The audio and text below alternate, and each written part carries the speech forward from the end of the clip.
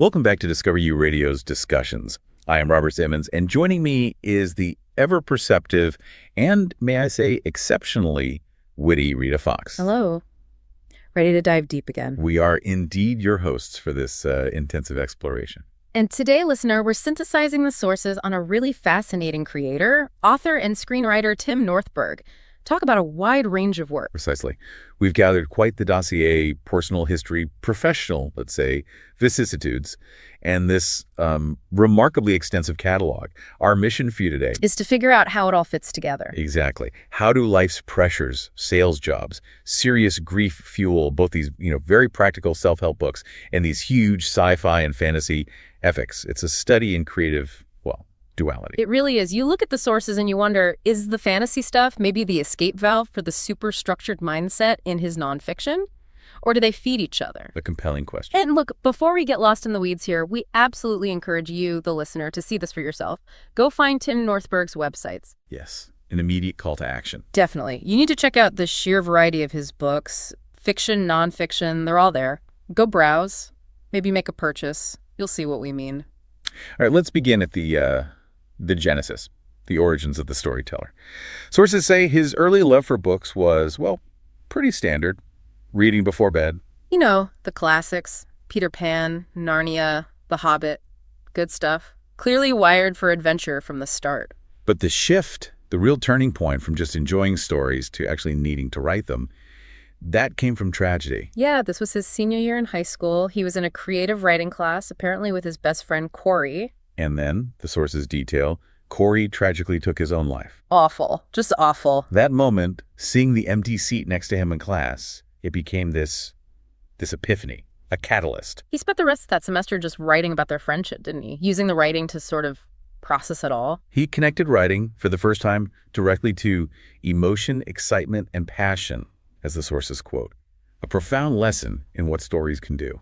And you see that thread of resilience starting early. The sources mention him growing up an army brat. Constantly moving, adapting. Yeah, new schools, parents' divorce. Yeah. It builds a certain inner toughness, wouldn't you say? A knack for reinventing yourself. Which is absolutely crucial for any creative endeavor, let alone life itself. Yeah. And that toughness, that resilience, it wasn't just theoretical. He got put to the test. Oh boy, did it. 2009, the economic crash. He'd been a sales manager at a Saturn dealership for, 11 years? 11 years. Then GM gets restructured, Saturn gets the axe, and poof, job gone. Major financial stress. A brutal situation. But this is where it gets kind of wonderful in a strange way. Right out of that stress, he started journaling, trying to cope. Looking for symbols, inspiration. Yeah, like in those motivational books, Rhinoceros Success, that kind of thing. He needed a symbol for joy, for playfulness, to counteract all the pressure. And he found it where? At the Denver Aquarium. Watching river otters just playing. Pure, unadulterated joy. The perfect antithesis, wouldn't you say, to the gloom of the recession? Totally. So otters became his symbol for finding happiness, for being tenacious even when things are rough. And that, you guessed it, led to the novel Otterosity. And the companion Otterosity, Field Guide, a rather whimsical origin story. But here's the kicker. The sources are clear. Even with the cute title, the novel itself deals with really heavy stuff. Job loss, money problems. Even thoughts of suicide. Stemming from that kind of financial devastation. It's a perfect example of him using a sort of lighter frame to explore some pretty dark human territory. It truly demonstrates that blend we see recurring, the motivational impulse fused with deep emotional reality. Which brings us neatly to his dual-track catalog. Okay, let's break it down. Track A, motivational mindset. Stemming directly from the trenches, as it were, his long career in sales management since 2001. Right, so this isn't just theory he read somewhere. This is stuff forged on the sales floor dealing with targets and teams. And it coalesces around this philosophy of, meticulous goal setting. That's his goal-setting trilogy. Decide on it. Realize it. And the workbooks that go with them, very practical. The sources trace this back, interestingly, to advice from his high school swim coach. And those goal-setting drills common in the car business. Makes sense. Structure and discipline. But it's a holistic structure, isn't it? Yeah. He focuses on 8 core life areas. Yeah, mind, body, money, work, social relationships, belief, family, the whole picture. Success isn't just one thing. And the way he frames these ideas often involves these wonderfully idiosyncratic analogies. The antergy mindset, for instance. Ah, yes. Channeling the ant, their energy, their resilience, how they work together. It's memorable, you have to admit. Or what about sales as mashed potatoes? Oh, I love that one. It's so grounded. It's like, forget the glamour. Sales is often just digging in the dirt, being persistent, doing the hard yards before you get the reward. The mashed potatoes payoff. Yeah. It undercuts any get-rich-quick fantasies. Yeah. Very pragmatic. And then there are the management guides. Boss manager, buddy manager, or leader? That's a key question. And the concept of manage last. Prioritizing the team's needs first. Flipping the pyramid. Okay, so if any of that pragmatic, real-world strategy stuff grabs you, and honestly, who couldn't use some solid goal-setting or management advice, this is probably a good moment to remind you. Indeed. Go find Tim Northburg's guidebooks. His nonfiction offers tangible strategies for business, for personal growth. It's all readily available on his websites. A worthwhile investment. Definitely check those out. Okay, sharp pivot now. To track B, the imaginative core. How does the goal-setting guru also conjure up these vast fantasy realms? Maybe it's the necessary balance, like you need the escape to keep the structure from becoming too rigid. A plausible theory. His longest-running project is The Artifacts of Merlin's Saga. An 8-book series, developed over 8 years, starting way back in 2004. That's commitment. Following Merlin's grandson, Zebulon Finnegan, on a quest.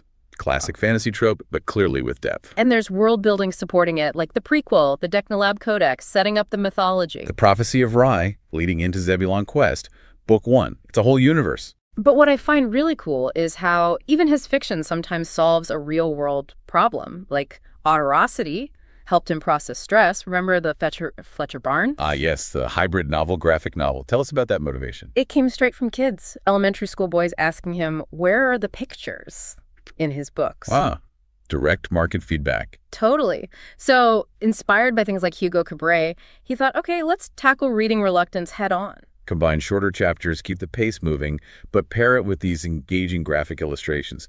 Keel Johnson did the art right. Yep, so it grabs those reluctant readers, keeps them turning pages. It's a smart blend of visual and text. Solving a problem creatively.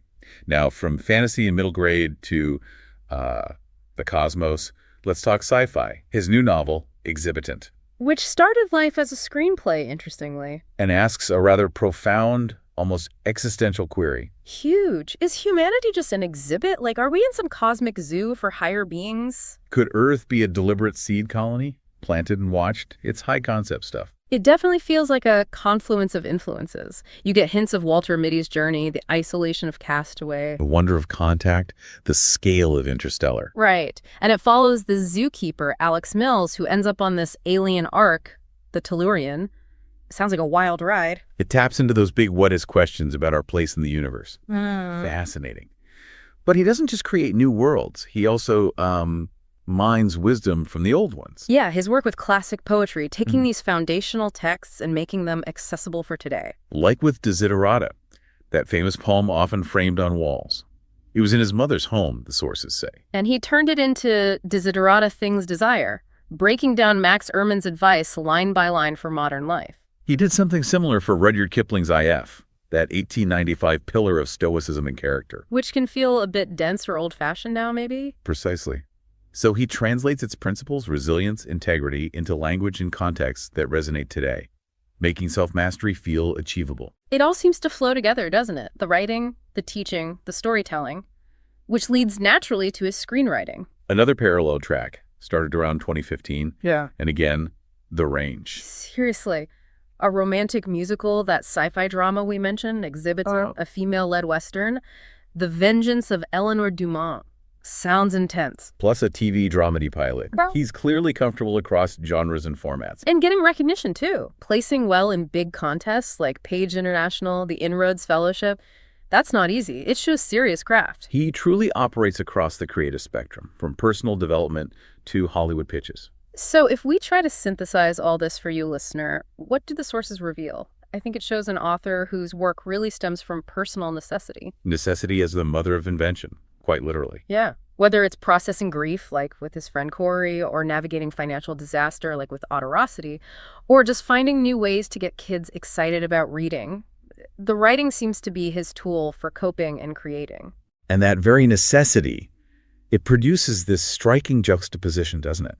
You have the author meticulously outlining 8 life areas for success, Super practical, step by step. sitting right alongside the author who's sending heroes after magical artifacts or trapping zookeepers on alien arcs. So the final thought we want to leave you with is this.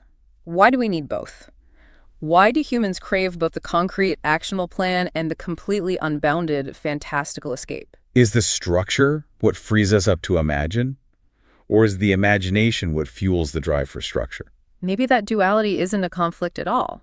Maybe having both is actually the blueprint for a, well, fully lived life. Something to ponder. We certainly believe exploring that duality is worthwhile. And if this deep dive into Tim Northburg's incredibly varied work, his sci-fi, his fantasy, his nonfiction guides, his poetry interpretations has piqued your interest, Then now is the time. Seriously, go explore. find his extensive catalog. It's all there on his official websites. Look him up on social media too: Twitter, Facebook, Instagram, Goodreads, Amazon Author Central. There's so much to discover.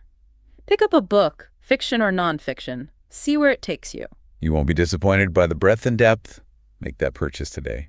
Thank you for joining us on this exploration. It's been fun. I'm Rita Fox. And I am Robert Simmons. We'll see you next time for another deep dive on Discover U Radio's Discussions.